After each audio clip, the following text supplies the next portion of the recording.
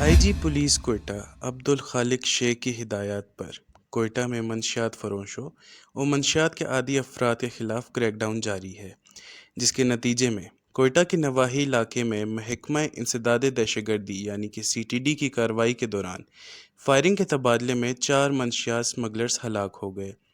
ترجمان CTD بلوچستان کے مطابق پیر کی رات CTD کو اطلاع ملی کہ کالعدم تنظیم سے تعلق رکھنے والے منشیات کے اسمگلرز ہیروئن کی بھاری مقدار قلعہ عبداللہ کے علاقے سے کراچی منتقل کرنے جا رہے ہیں۔ اطلاع پر کوئٹہ کے علاقے ہزار گنجی میں تھانہ شالکوٹ کی حدود میں گلزار آباد کے مقام پر ناکہ بندی کر کے چیکنگ شروع کی گئی۔ اس دوران مذکورہ ٹرک کو رکنے کا اشارہ کیا گیا، تاہم ٹرک میں سوار نامعلوم منشیات فروشوں نے CTD پر فائرنگ شروع کر دی، جس پر CTD افسران نے حفاظتی اقدامات لیتے ہوئے جوابی فائرنگ کی۔ ترجمان CTD بلوچستان کے مطابق فائرنگ کے تبادلے میں 4 ملزمان ہلاک ہو گئے۔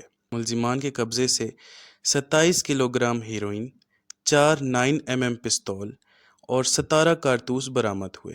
اس کے علاوہ ٹرک کو بھی تحویل میں لے لیا گیا۔ ترجمان کے مطابق واقعہ کا مقدمہ CTD تھانے میں درج کیا جا رہا ہے۔